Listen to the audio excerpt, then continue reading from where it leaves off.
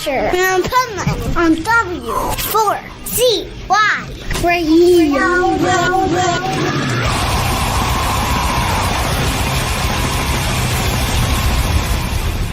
Wake up, America! It's time for the Adventures of Pipeman on W4CY.com, West Palm Beach's #1 internet radio station. Here's your host, the Pipeman.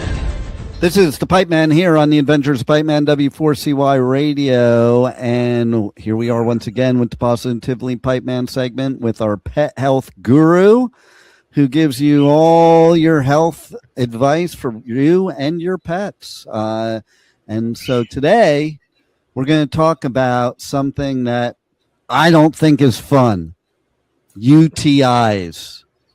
And like now, I'm thinking about that, Bill, and basically I know I get UTIs. I know other humans get UTIs.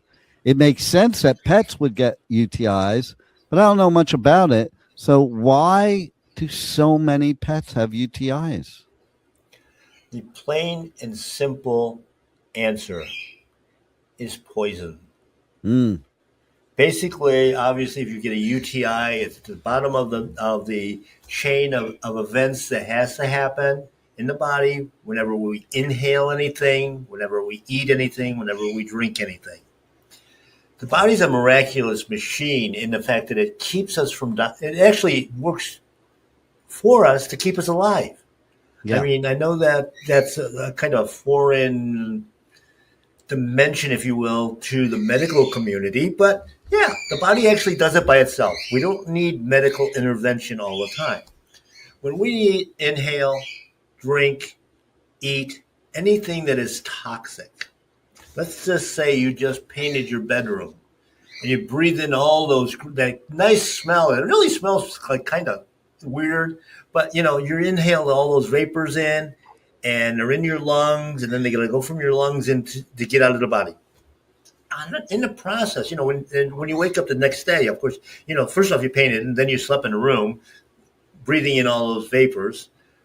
You wake up in the morning and your head is totally stuffy. You're blowing your nose, you're coughing, you're hacking, all of that. And what do? We go into the shower, we turn it on extra hot, and all that steam starts to break up that mucus that was formed to wall off the poison, to keep us alive. So we're able to do that, but our pets aren't. They don't go into the shower, and they can't spit the stuff up very easily. Normally, we end up seeing their expulsion of it through eating or drinking water. They'll drink it, eat their first meal. They take their first, 2-3 mouthfuls. And the next thing you know, you got projectile vomit coming out. And everybody's like, oh, my dog's dying. No, it's trying to get rid of that mucus. It has to break it up. And it's got to have a transport system to do that. Now, in the case of our dogs and sometimes our cats, they will turn around and reconsume that because there's nothing wrong with the food. It was just breaking up that mucus membrane that was there so that they can get rid of it. Now, all that stuff is going into the stomach, and unfortunately, it goes through the digestive tract, especially where if it's formed lower in the digestive tract. Now we end up with some other problems coming up. Number one, that mucus starts to plug up the liver. Now the liver is only working at 60, 50, maybe 40% functionality. Liver's got to do a lot of things besides also filtering. It's got to make hormones, enzymes, and all kinds of other biochemicals so that we can survive. So now we've got a restriction there. And of course, then it goes downstream into the kidney. And then it goes down into the bladder and, of course, into the urinary tract. Now, and that's where the fun starts. It's exactly right. The interesting part of that is along that way, if that mucus sticks to that filter, if you will, it can calcify. Now we have stones. Now almost nobody hears about liver stones. Gallbladder maybe, kidney stones definitely, urinary stones not as well. That calcification, that's what causes the problems. Now, why don't we have a problem with liver stones? Because that's going out our butt. That exit is like going through the Holland Tunnel, as opposed to going through into the kidney, a water pipe. So, I was going to say the Passaic River sewage system. yes, exactly. So that's why those liver stones are not as much of a problem. But when it gets into the kidneys, anybody's gone through a kidney stone problem, it can be very, very painful. I mean, it's Been there a few times. I have one big one in my kidney right now that hasn't moved in years, so they just leave it there. But let me tell you something.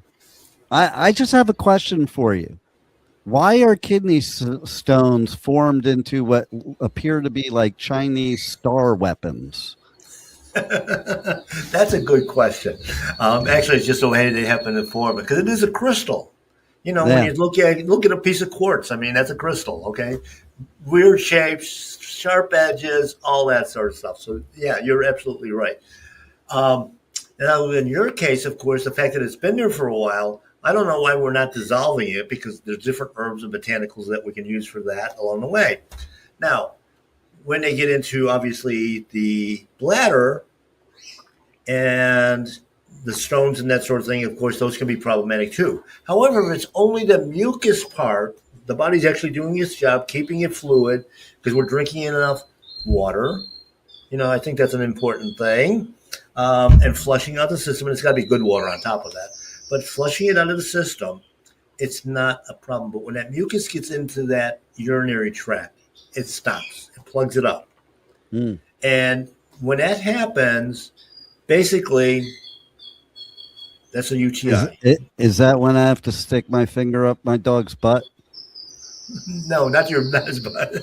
That's constipation. That's something totally different. But anyway, but that mucus is just restricting and causing all kinds of irritation.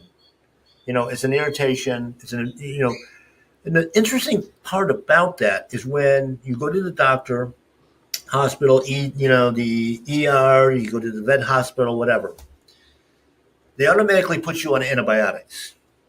Now, the truth of the matter is in UTIs, 90+% have no bacteria in it at all. The urine is sterile. Okay, there's no infection, so it's mislabeled to start with. It is basically a blockage, and not a complete blockage, but a semi-blockage. And so now we throw in antibiotics that now destroy the gut, have all kinds of side effects that have now entered into this whole fray, if you will.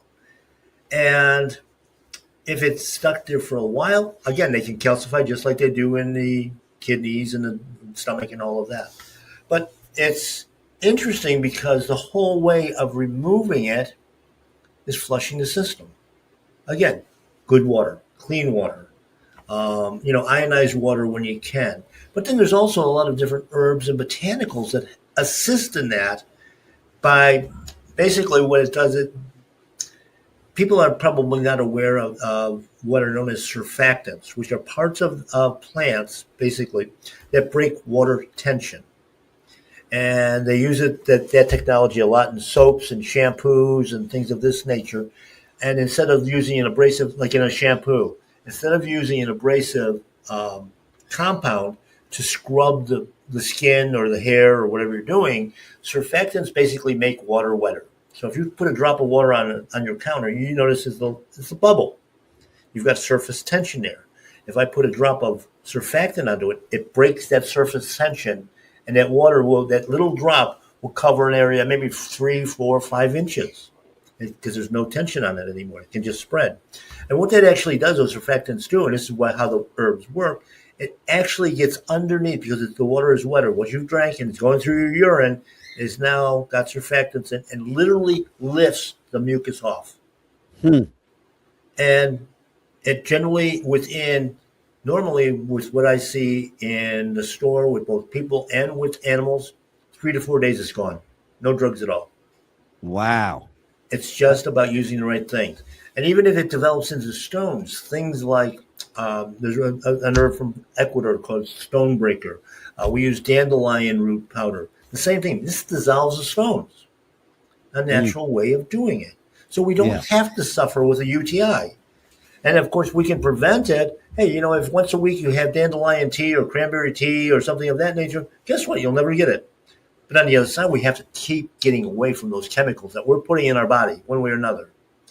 Now, I hate to disappoint people, but chemtrails are real. They do put chemicals into our body that we're breathing in. We have no control over. That mask that you're wearing, you think that's saving you? No. Well, it's definitely not saving you if you're wearing it in the car alone with the windows closed. Unless you got bad gas. Well, that may be true. That might be a lie carbon monoxide coming out of your butt. Exactly. But, we're exposed to things that we have no idea. I've done several podcasts on the Pet Health Cafe where we talk about the problem with toxins is 95% of them that we're exposed to are invisible. We don't even know they're there. It's in the food. It's in the water. It's in the air. It's outgassing from your furniture, your walls, your flooring.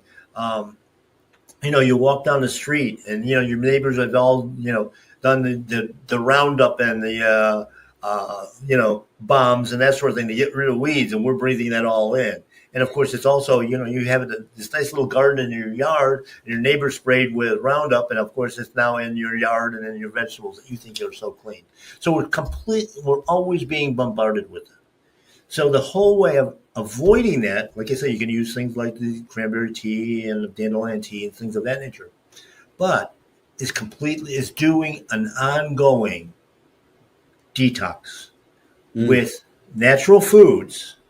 Herbs are natural foods. They're not supplements. They're not medicine. They are ancient foods that will clean out your body on a daily basis. It drives me nuts. I get clients coming in the door all the time. Bill, I don't know what to do. What do you mean you don't know what to do? Well, I just finished a 2-month detox program with my doctor, my naturopath or my functional doctor, and now I don't know what to do. It's like, what should I do? I said, don't stop. But I got a better way of doing it in your food. You're eating the cleansing stuff.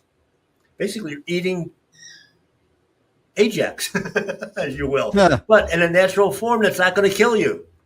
You got to clean out that kids today do eat Tide Pods, so that's not a far stretch. I know. But that's just it. I mean, stop and think. We're drinking chlorinated water. Chlorine killed how many people did they kill when that chlorine plant broke down in India a couple decades ago? Oh. It's we keep doing this stuff to our body. We have to clean it out. Yeah. And and you can do simple detox. It's spices, basically what we would consider spices. Things like turmeric, milk thistle, dandelion root, as I mentioned before, astragalus, and angelica root. All these things are all natural things that are, again, and I mentioned the cure for that disease, by the way, UTIs, is also great grandmom's chicken soup. And all those herbs. The answer. Jewish penicillin, always the answer. Yeah. But when she made it, she never made it the same way twice, because whatever herbs and botanicals she added to it were endemic to what problem was going on. So that we had it. We had the right things going in and cleansing out our body. And there's probably nothing better than good bone broth to start with. I mean, that's number one, it's hydrating. Number two, the other component on that is the mineralization. We need minerals in a usable form. We look at how our foods are raised. I was watching something this morning, and it's like, okay, in agriculture, they're using 3 minerals to fertilize our crop. We need 90. Why do they ignore the other, 87? If we're lucky, they might add the 4th mineral, which is manganese in some cases, but that's it. We're being led down a road of ill health. And like I said, if you consider what I do for UTIs, just some simple herbs, clears it out 2-3 days, 4 days tops. And then you look at what the medical community does with poisons. not only does it take several weeks of treatment, obviously at a high expense, but we also just created 14 more problems. Yeah, totally. And I have a new name for UTIs, more appropriate name. Okay. The urinary trash infection. Because of all it the is. trash you're putting in your body. Actually, I will take it another step. It's not an infection. It's an impaction. There you go. Because it's not an infection. You're not infected. So there you go. So we can now call it a urethra trash impaction. There you go. And nobody can really say that. That's why they call it. That's why they call it a urinary tract infection. Exactly. So, all right, tell everybody how they can reach out to you, get some more pet health guru advice. Check out your podcast. Check out My Paleo Pet, all that good stuff. Yeah, mypaleopet.com, our web store for the store, the physical store, My Paleo Pet in Pompano Beach, Florida. You can call over there, 954-971-2500. And the team over there can help you out with it. Actually, BioComplete, our other sponsor of my podcast, our manufacturing end of it, our processing part of it, actually makes a urinary herbal blend that it's one of our top sellers because there's no drugs, no chemicals, nothing. It's all pure herbs. Going to take care of that problem. You can do it as a as a preventive, every now and then, just to make sure your system's cleaned out, add it to your food, however you want to do it. And of course, for that advice, you can either do a consultation with me. I'm always available through My Paleo Pet. And you can also listen to all of that and actually watch it on Pet Health Cafe, my podcast with the Pet Health Guru, which is me. Like I say, we've been doing this a long, long time. It's 18th season of it. Before this was even popular, podcasts weren't even out there yet. This was internet radio, but that information has been out there where you've now spent all this time suffering in pain with UTIs and other ailments, when the solution is right there when you tune into all of our programming, both here on the Pet Health Cafe and of course on our associated stations on this platform. And we're all here to help, and that's what it is. We're giving you basically a whole consultation on a free show. You can't do any better than that, can you, Dean? No, you definitely can't, and that's the key. You can't even get consultation from somebody that has brains like you for free. Thank you. So there it is. Well, once again, you rock. You're helping us. You're helping our pets, and that's all that matters. Everybody stay tuned. We will be giving away some festival tickets. So we got some commercials we're going to run of the festivals we're doing, like Incarceration, Welcome to Rockville, Sonic Temple.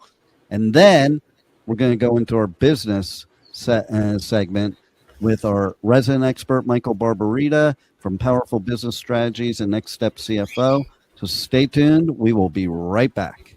Incarceration, America's rock, metal, and tattoo festival returns this summer with Limp Bizkit, Disturbed,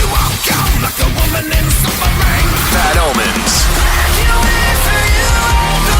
plus Gojira, Papa Roach, A Day to Remember, Motionless in White, Ice Nine Kills, Cypress Hill, The Used, and so many more. Incarceration at the Ohio State Reformatory, July 17th to 19th. Passes on sale now at incarceration.com. The Sonic Temple Art and Music Festival returns May 14th through 17th with My Chemical Romance, Tool, Bring Me the Horizon, and Shinedown. Plus, Pierce the Veil, Good Charlotte, The Offspring, Sublime, Godsmack, Breaking Benjamin, Marilyn Manson, and so many more. Sonic Temple in Columbus, Ohio, May 14th to 17th. Passes on sale now for as low as $1 down at sonictemplefestival.com.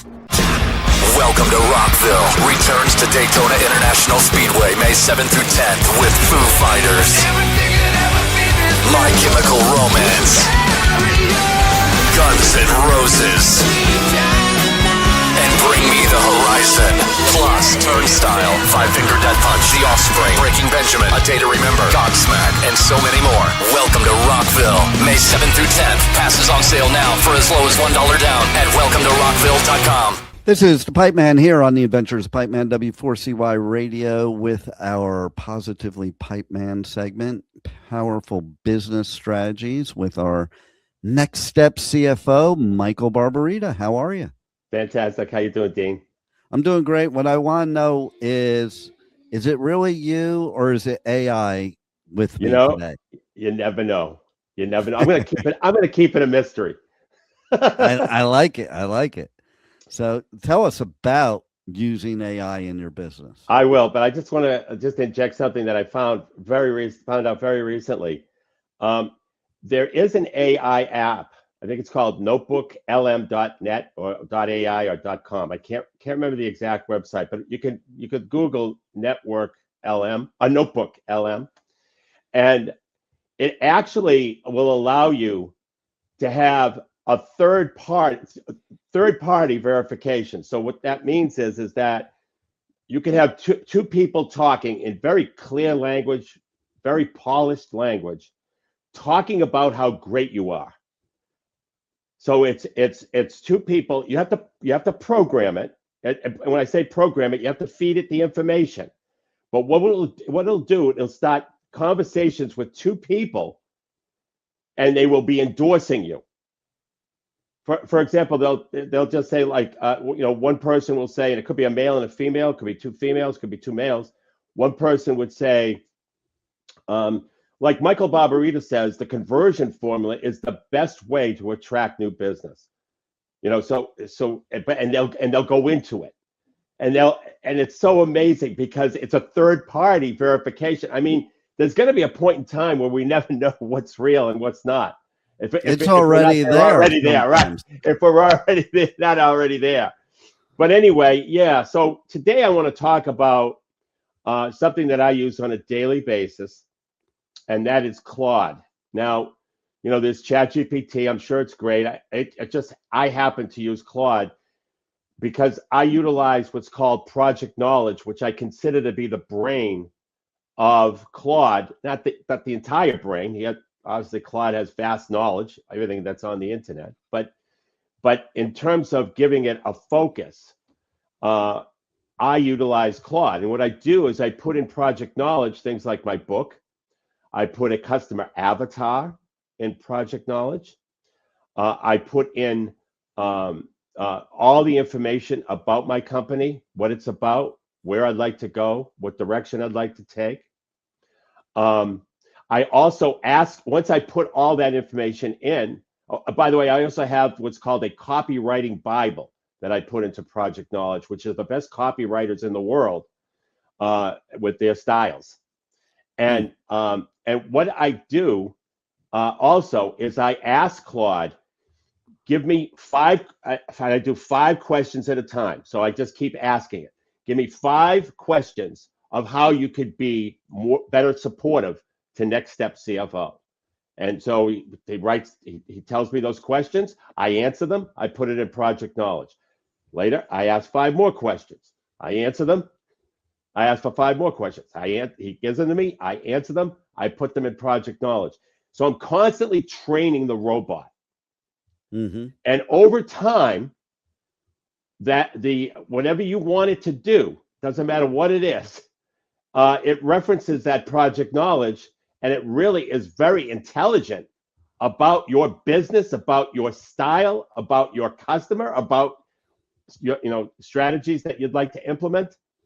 And so I think it's a tremendous tool, an absolutely tremendous tool. And it's not just for marketing content.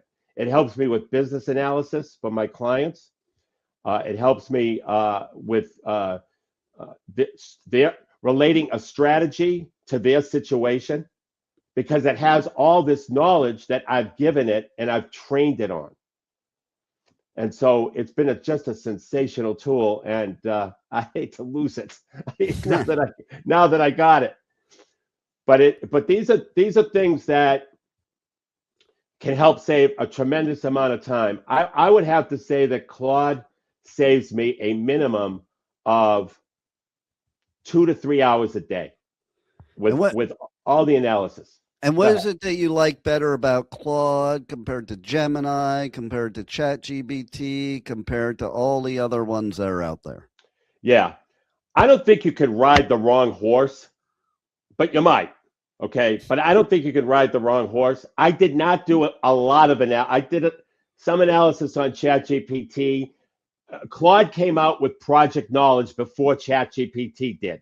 And so because of that, and then my ability to train the robot through Project Knowledge, I just chose Claude. It doesn't mean that Notebook.lm isn't better, or Gemini isn't better, or ChatGPT isn't better. Maybe it is. But I know that I trained my robot from my business, and that's why I use Claude. And that ability to do that through Project Knowledge was the key point for me. So I have another AI question. I find that most of the people really using AI right now are the people you would least expect. They're the non-techie people. What's your opinion? Yeah, what's your opinion on that? It's like, I think it's because the non-techie people are relying on the AI for the technology expertise. So it's easy to them. Where somebody like me that's a techie, it's funny when I use AI, I realize that I have to proofread stuff. Oh yeah, it hallucinates. It hallucinates. Yeah. Most of the non-techies, they don't even proofread. I've seen it. Like I see when they produce something AI, I'm like, did you not proofread it? I know. And so what do you think what's the best advice you could give businesses about using AI in that respect of what I was just referring to? Right. Well, first of all, AI hallucinates. It's called hallucination. I think that's the technical term for it, because it will make you greater or build up the particular topic that you have greater than what reality really is. Yeah. And so you definitely have to proofread it. But I have also discovered what you discovered, that less technical people are jumping in, almost like it's a way for them to get technical. That's what I'm thinking. Yeah, it is. And what's critical, though, and what a lot of people miss out on with respect to the quality of AI is the prompt. The prompt is absolutely essential to get right. And so when I make a prompt, it's very specific all the time. Very, very specific, because I want the best answer, or I want the best product for the output. And so my prompts have been 700-800 to 1,000 words long, just to make sure it's specific to what I want. And what people do is they treat it like Google. They treat it like Google, Dean. Yeah. Where they put 1 or 2 words or a long keyword into something, and that's not enough. That's what's important right there, what you said. You have to be very specific, because just like another human, the AI can't read your mind. Right. Okay. You need to give the exact specifics if you're going to get the right answer, and you can't do it like halfway, because then you're going to maybe get the wrong answer. Exactly. And that's what I've found that I found where AI turns people off are the people who don't know really how to prepare the proper prompt. Yeah. That's where people say, "Oh, it's terrible. It's vague, or it's it's not something that I can rely on." Okay, and it's because all AI will give you an answer every time. You can just put the word, jump off a lake, and it'll give you an answer. Jump into a lake, and it'll give you the answer. So it gives you an answer every time, but it's your job to give the proper prompt and a specific one. And to your point, okay, if I'm driving down the road and I ask Siri a question while I'm driving down the road, yeah, Siri will ask me if I want to use ChatGPT to answer it. And almost every time I say no, because the times I've said yes, it wasn't enough information for ChatGPT to give a proper answer. In fact, there were times where it gave the answer. I'm like, that isn't even relative to what I just asked Siri. Right. You know? Right. So, and then if I ask Siri, she just gives me the Google answer if I don't use the ChatGPT. And that's usually more relevant and better. More accurate. Yeah. More accurate. Yeah. And it's because of what you're saying, in my opinion. Yeah. The prompt is so critical. And so if you play around, if you're lazy, you're going to get lousy results, because you're going to be really specific and almost draw a map for AI to get the best answer. Exactly. Yeah. Even the AI needs all the information.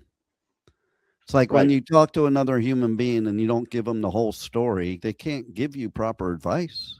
Right. That's exactly right. It's the same thing, except what you're dealing with is a brilliant mind, Right. Which is the big advantage, and it's such a great advantage to be able to take advantage of that brilliant mind by being very specific. There it is. Be specific with your AI. You heard it here from Michael Barbarita, Next Step CFO, right here on the Adventures of Pipeman, Positively Pipeman segment. How do people reach out to you for real? Not the AI you, but the you real. Well, one thing they could do is they could go to my website, nextstepcfo.net, and download my book, Powerful Business Strategies, for free, which will be in PDF form, which they could put in Project Knowledge of AI, probably get a condensed version of what it's about. And if they like it, they could utilize it as strategies for their own business and reference it with specific prompts. So that's one thing. The other thing is I'm giving away a free template that will help them develop their position of market dominance, which is the captivate, which is the problem this customer has they don't want. The solution is the fascinate, the second part of the conversion formula, which is the solution they want they can't find. And this template will help you develop that position of market dominance. So all you do is you go to nextstepcfo.net/contact, go to the contact page, fill out the form, the contact form, and in the space provided, the message box, just put PMD, position of market dominance, PMD. All right. That's it. Thanks again, Michael Barbarita, and thanks for being on the Adventures of Pipeman. Thanks for having me, Dave. Thank you for listening to the Adventures of Pipeman on W4CY Radio.